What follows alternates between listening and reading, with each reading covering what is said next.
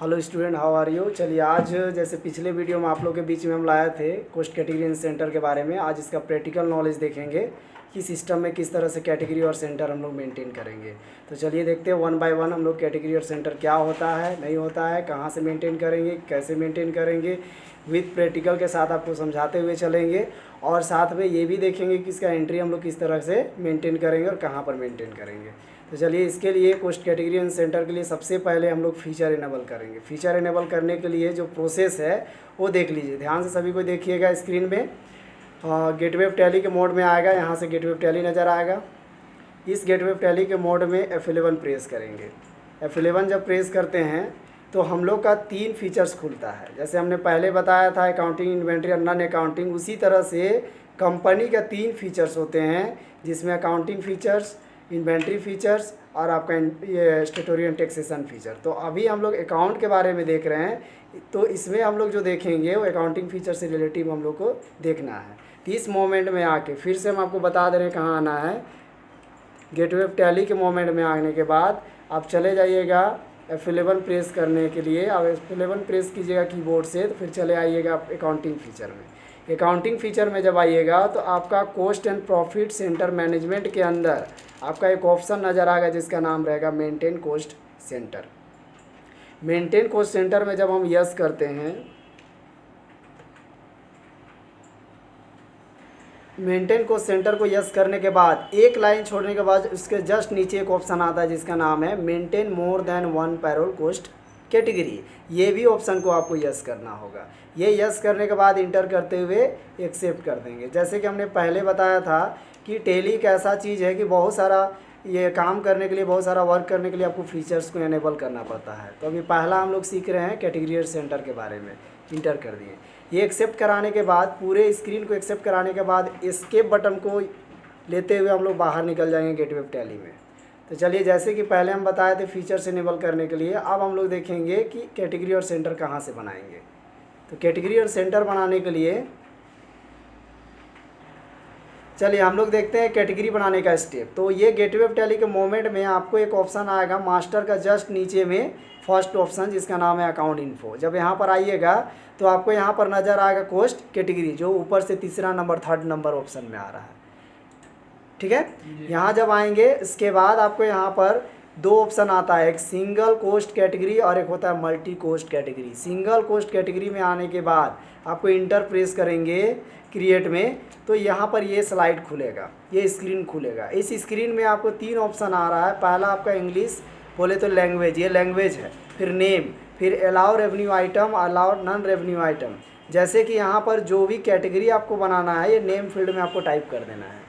जैसे अगर कोई क्वेश्चन को हम एराइज करते हैं तो जैसे लिख दिए printing and stationery, printing and stationery, ये हम लोग कैटेगरी बना दे रहे हैं। ये कैटेगरी बनाएंगे और इसमें हम लोग का सेंटर किस तरह से मेंटेन करेंगे, जैसे printing paper, postal and stamp, pen and pencil, stapler and pin. ठीक है, तो सारे छोटे छोटे हेड को दिखाने के लिए पहले क्या नाम से हम लोग कैटेगरी बना रहे हैं, प्रिंटिंग एंड स्टेशनरी। इंटर करते हुए आपको इस मोमेंट में आना है। इसमें क्या करना है, तो इसमें हम लोग का एलोकेट रेवेन्यू आइटम मतलब होता है किसी भी इनकम और एक्सपेंस से रिलेटिव अगर आप कैटेगरी बना रहे हो तो ये ऑप्शन आपको यस रहेगा। जैसे हम थ्योरी पेपर में पिछले वीडियो में हम आप लोगों को बता चुके हैं कि ये कब यस और कब नो कर किया जाता है। ठीक है, और उसके बाद ये ऑप्शन नो क्यों रहेगा इस मोमेंट में, क्योंकि जो कैटेगरी हम डिफाइन कर रहे हैं वो एक्चुअली में इनकम और एक्सपेंस से रिलेटिव है। अगर वो असेट्स और लायबिलिटीज से रहता तो ये ऑप्शन क्या करते हैं हम लोग, यस करते हैं। ठीक है, अब ये लेते हुए एक्सेप्ट कर देते हैं। आई होप कि समझ में आ गया होगा।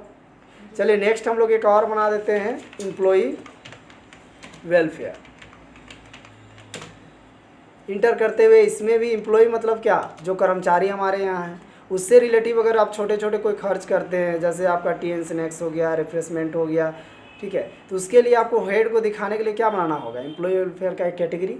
तो ये बनाते हुए इसमें भी एलोकेट रेवेन्यू आइटम क्या रहेगा, यस करके इंटर करते हुए इसको भी कर दिए हम लोग एक्सेप्ट। क्लियर है। अब ये आने के बाद हम लोग ये देखेंगे, हमने तो अभी कैटेगरी बनाया, अब हम लोग देखते हैं कि सेंटर कहाँ से बनता है। सेंटर बनाने के लिए फिर एस्केप करते हुए आप गेटवे ऑफ टैली के मोमेंट में चले आइए। इस मोमेंट में फिर अकाउंट इन्फो के अंदर जाने के बाद जस्ट आपका कैटेगरी के नीचे कोस्ट सेंटर का ऑप्शन एक नज़र आएगा। ये कोस्ट सेंटर बनाने का तरकीब हुआ। इंटर कर दिए। फिर सिंगल क्रिएट के अंदर ही जाएंगे। अब यहाँ पर सबसे पहले आपको कैटेगरी पूछा, फिर इंग्लिश लैंग्वेज हुआ, नेम हुआ और अंडर हुआ। हमने सबसे पहले कैटेगरी चुनेंगे। ये जो कैटेगरी आप डिफाइन किए थे इसी में से आपको चुनना है जो सेंटर आप बनाना चाह रहे हैं उसी से रिलेटिव।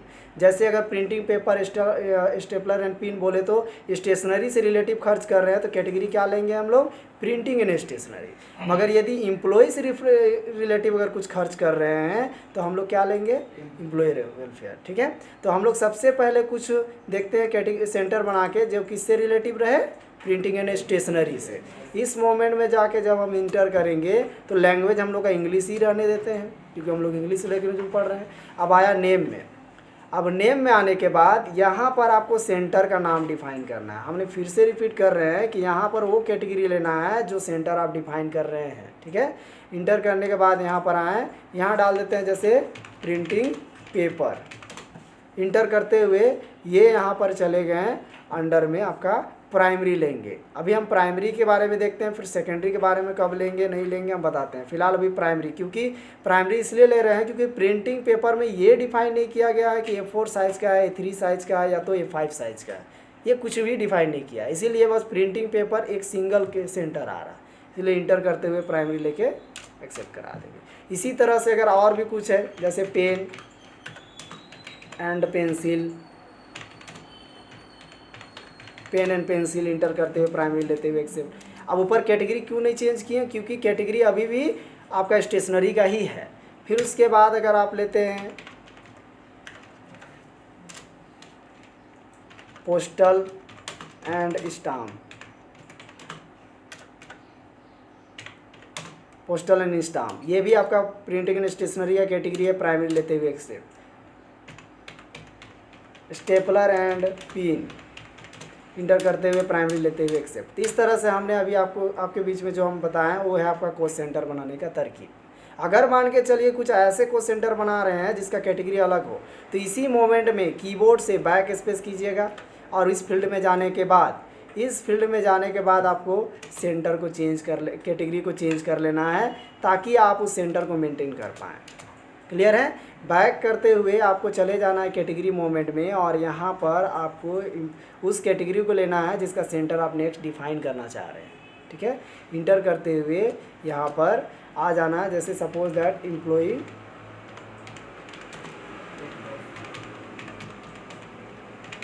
रिफ्रेशमेंट हमने डाल दिया है। इंटर करते हुए प्राइमरी लेके हमने इसको एक्सेप्ट करा दिया। अब एम्प्लॉय में भी ये लिखता कि सीनियर मैनेजर, तब यहाँ पर हम लोग अंडर में डिफाइन करते हैं कि एम्प्लॉय रिफ्रेशमेंट में सीनियर मैनेजर का खर्च हो रहा है या तो फिर मैनेजर का खर्च हो रहा है। अगर ऐसा कैटेगरी अगर बांटा हुआ रहता, अगर ऐसे सेंटर के अंदर सेंटर बांटे हुए रहते तब यहाँ पर अंडर में सब सेंटर लेते। अदरवाइज ऐसा कुछ डिफाइन अगर नहीं हो तो क्या लेके चलेंगे, प्राइमरी। इंटर करते हुए एक्सेप्ट, जैसे टी एंड स्नैक्स इंटर करते हुए यहाँ पर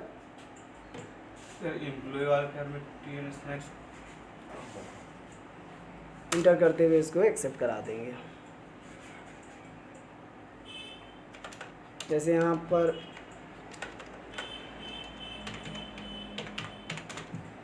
इंटर करते हुए हम इसको क्या कर दिए, प्राइवेट लेते हुए एक्सेप्ट। आई होप क्लियर हो गया होगा। चलिए हम लोग ये तो हमने अभी तक बताया कोस्ट कैटेगरी और सेंटर के बारे में। अब सबसे इम्पॉर्टेंट चीज़ है कि अगर आप इसका मेंटेन करोगे डेबिट और क्रेडिट में, तो डेबिट और क्रेडिट में मेंटेन करने के लिए आपको लेजर का जरूरी पड़ेगा। विदाउट लेजर आपका कभी भी एंट्री पास नहीं होता है। तो चलिए एंट्री जो है कैटेगरी और सेंटर अगर आपको बनाना है और उससे रिलेटिव अगर आपको लेजर बनाना है, ये बहुत बड़ा इंपॉर्टेंट चीज़ है कि उस लेजर में आपको कुछ फीचर्स को इनेबल करना पड़ेगा। जैसे लेजर बनाने के लिए हमने स्टेप आपको बता रहे हैं कि जब भी कभी लेजर बनाना हो तो अकाउंट इन्फो में जाएंगे, लेजर में जाएंगे, यहाँ से क्रिएट में चले जाएंगे। और एक चीज़ नॉलेज के लिए हम आपको बता दे रहे हैं कि जो भी आपका यहाँ पर रेड मार्क दिखा रहा है, जैसे अकाउंट इन्फो का ए, तो ये इसका शॉर्टकट की है, जैसे ए प्रेस किए। लेजर के लिए आपको दिखा रहा है एल, तो एल प्रेस किए। क्रिएट के लिए सी।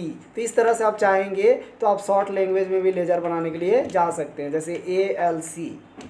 इससे आप क्या है कि सीधा का सीधा आप चले जाइएगा किस फील्ड में, लेजर फील्ड में।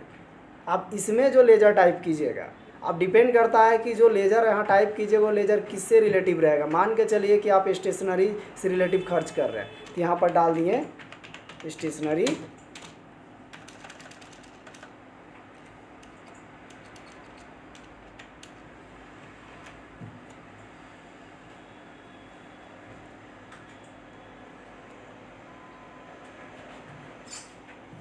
यहाँ पर हमने डाल दिए स्टेशनरी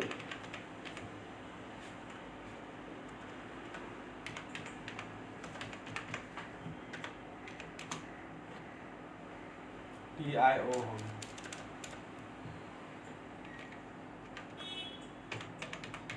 स्टेशनरी एक्सपेंस इंटर करते हुए यहाँ पर अंडर में यहाँ पर क्या होगा कि ये कंपनी के लिए खर्च है। तो खर्च किस तरह का खर्च है? इनडायरेक्ट एक्सपेंस है। ये आप लोगों को लेजर के बारे में डिफाइन हम पहले भी किए हैं। चलिए यहाँ पर सबसे इम्पॉर्टेंट चीज़ है कि जिस लेजर में आपको कैटेगरी और सेंटर को डिफाइन करना है। जैसे बहुत सारे बच्चे, बहुत सारे दोस्तों की ये परेशानी होती है कि कैटेगरी और सेंटर मेंटेन करेंगे जिस लेजर में, उसमें हम लोग को क्या इंपॉर्टेंट रखता है। तो यहाँ पर जो है, जहाँ पर हम लोग रुके हैं, देखिए यहाँ पर आपको एक ऑप्शन आएगा कोस्ट सेंटर आर एप्लीकेबल। जिस लेजर में कैटेगरी और सेंटर को अगर आपको शो करना है ना, तो इस ऑप्शन को यहाँ पर यस करके चलना है। मगर यदि कुछ ऐसे लेजर आप बना रहे हैं जैसे नॉर्मल लेजर जैसे पहले आप बनाते आए हैं, अगर उसमें कैटेगरी और सेंटर अगर आपको नहीं दिखाना है तो ऑलवेज इस ऑप्शन को नो करना है, क्योंकि नहीं तो आगे जाके ये डिस्टर्ब करेगा। तो उसी में ये ऑप्शन यस रहेगा जिसमें कैटेगरी और सेंटर आप दिखाना चाहते हो। क्लियर है? इंटर करते हुए आपको यहाँ पर क्या कर देना है? एक्सेप्ट करा देना है। इसी तरह से एक और ये लेजर बना देते हैं, एम्प्लॉई वेलफेयर। अब इंटर करते हुए यहाँ पर ये भी हम लोग का चला जाएगा इनडायरेक्ट एक्सपेंस। इसके लिए भी हमने सेंटर बनाया है, इसीलिए इसमें भी ये ऑप्शन क्या रहेगा? यस रहेगा। इंटर करते हुए एक्सेप्ट। चलिए एक ऐसा लेजर बनाते हैं जिसमें कैटेगरी और सेंटर को आपको नहीं दिखाना है, जैसे क्लीनिंग चार्ज।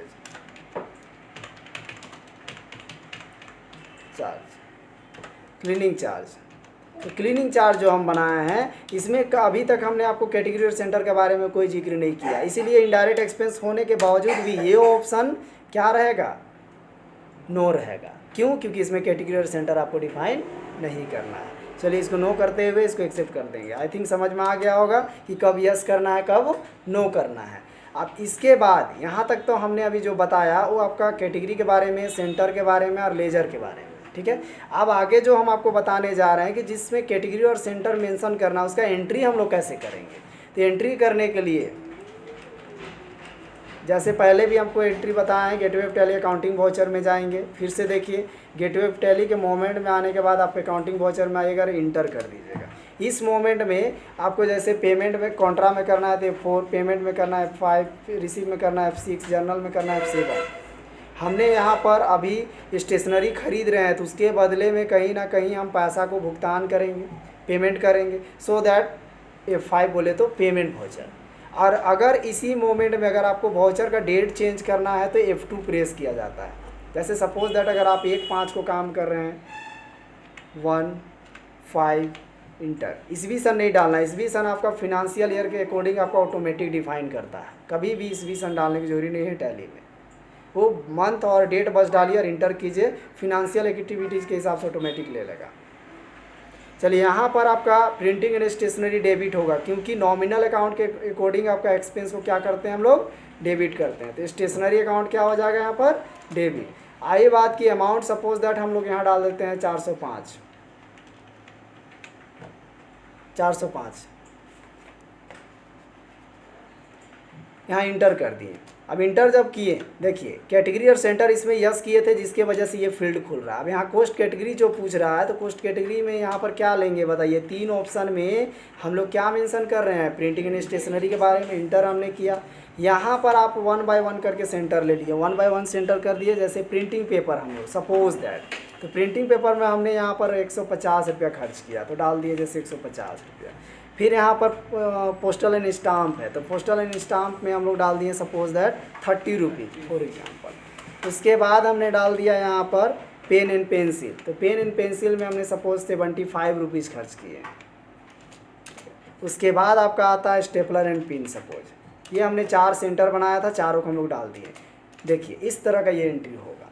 इसमें आपको ये पता चल रहा है कि प्रिंटिंग एंड स्टेशनरी में हमने जो 400 रुपया 405 रुपया जो खर्च किए हैं वो किस पर खर्च किए हैं। आपका प्रिंटिंग पेपर में इतना, पोस्टर एंड स्टाम्प में इतना, पेन एंड पेंसिल में इतना, स्टेपलर एंड पिन में। तो ये कैटेगरी बनाने और सेंटर बनाने का मेन वजह होता है। इससे कल के डेट में अगर कोई भी आपका बुक ऑफ अकाउंट को फाइंड आउट करता है तो उसको क्लियर पता चलेगा कि हमने जो 405 रुपया खर्च किए वो किस पर खर्च किए। अगर आप कैश द्वारा दे रहे हैं तो कैश लीजिएगा। अगर आप यहाँ पर पीटी कैश द्वारा, हालांकि बड़े बड़े कंपनी में जो छोटे छोटे खर्च होते हैं उसका खर्च उठाने का काम जो होता है वो पीटी कैश अलग से बनाया जाता है, तो यहाँ पर आप पीटी कैश लेके जा सकते हैं। और नहीं तो अदरवाइज आपका कंपनी पर निर्भर करता है कि उसका भुगतान कैसे किया जा रहा है, चेक द्वारा किया जा रहा है, कैश द्वारा किया जा रहा है, पीटी कैश द्वारा किया जा रहा है, वो निर्भर करता है उस पर। ठीक है, अब इंटर करते हुए आई होप कि ये समझ में आ गया होगा एंट्री कैसे मेंशन किए। इंटर करके अब ये नो कैश और बैंक क्यों दिखा रहा है, ये पहले से लेजर बना हुआ है, एक बच्चे का कंपनी है, देखते हैं। ये अंडर ग्रुप गलत डाले हुए जिसकी वजह से इस तरह से मोमेंट क्रिएट हुआ। इंटर करते हुए हम लोग, चलिए इसको हम लोग कैश ले लेते हैं, कैश ले लेते हैं, पेटी कैश वाला। देखिए ये हमने एक्सेप्ट कर दिया। देखिए कंपनी में, टैली में क्या होता है कि अगर एक बार अंडर ग्रुप करने के बाद अगर गलती हो जाता है तो ये इरेज करना पड़ता है। अभी हमने इरेज नहीं किया और इरेज करने के बाद इसको रीराइट करना पड़ता है, तो इसलिए हम लोग अभी पीटी कैश नहीं डाल के हम लोग इसमें क्या कर दिए, कैश डाल दिए। फिर बाद में रीराइट करके हम इसको सुधार सकते हैं। चलिए इंटर करते हुए इसको एक्सेप्ट करा दिए। ठीक है, अब इसमें एक चीज़ और हम आप लोगों को बता रहे हैं कि किसी भी तरह का अगर कोई गलती हो जाए एंट्री में, सपोज दैट कोई भी अगर एंट्री में गलती हो जाए, तो इसके लिए आपको एक चीज़ बताते हैं कि आप चले जाइएगा गेटवे ऑफ टैली डिस्प्ले में। यहाँ देखिए डिस्प्ले नज़र आ रहा होगा। इंटर करने के बाद आपको डे बुक नज़र आ रहा होगा। इस मोमेंट में जैसे इंटर करेंगे और यहाँ पर बस सिंगल एंट्री दिख रहा है, बट यहाँ तो बहुत सारे एंट्री अगर होंगे तो ऑल्ट F2 प्रेस करेंगे इस मोमेंट में और इस डेट को रिमूव कर दीजिए, सारे एंट्री नज़र आएंगे।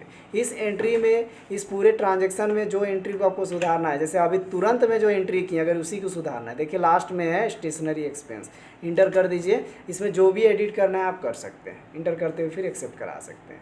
आई होप कि समझ में आ गया होगा। चलिए आज के लिए इतना ही, कॉस्ट कैटेगरी और सेंटर के बारे में आपके बीच में जो वीडियो लाए हैं, चलिए समझ में आ गया होगा। किसी तरह का अगर समझ में नहीं आया हो तो कमेंट जरूर कीजिएगा। चलिए ज़्यादा से ज़्यादा शेयर और लाइक कीजिए, सब्सक्राइब कीजिए। आज के लिए इतना ही, धन्यवाद।